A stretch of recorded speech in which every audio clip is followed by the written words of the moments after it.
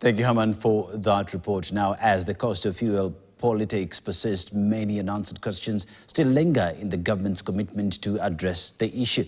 The quick succession of events, starting with April's revision of fuel price upwards to the president signing into law the VAT reduction law from 16% to 8%, has showed a government in panic.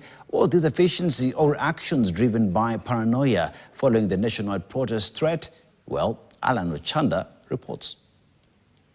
Fuel politics aren't a new phenomenon, but President William Ruto's administration appears to have been confronted even more, unlike past administrations. Kenyans' fears were confirmed on Tuesday night when the Energy and Petroleum Regulatory Authority, EPRA, announced the new hiked prices. The authority will, however, revise downward the prices. This, however, helped little to cool down Kenyans. A day later, the National Assembly hurriedly passed the Value-Added Tax Amendment Bill 2026, slashing VAT on petroleum products from 16% to 8%. The leader of the majority. Before the ink could dry, President Ruto gave his assent to the bill, making it law. Tuesday is Tuesday. If they cannot listen to our grievances, we are declaring maandamano on this Tuesday. Tutaita mkutano ingine ya viongozi ya upinzani, alafu tutaambia hii wa Kenya watoke kwa barabara, wafunge kila kitu mpaka wewe Kasongo urekebishe mambo ya Kenya. There was a crisis, but it appears that the president did not fully utilize the crisis to make sure that the public participation informs every decision-making process.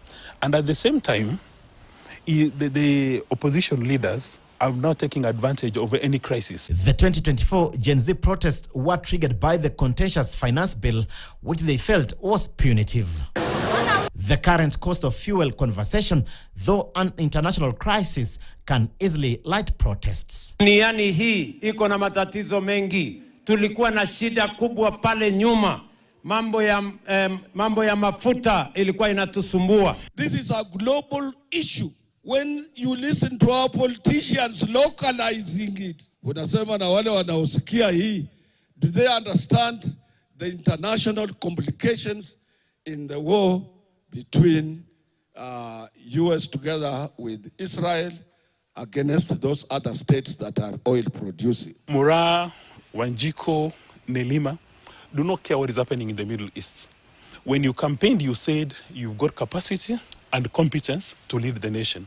Be it as it may, whether an international crisis or local, Kenyans hold it is the president's singular role to cushion them against economic shockwaves and instituting mechanisms of engaging them before arriving at weighty decisions. Alan Ochanda, KTN. Energy and Petroleum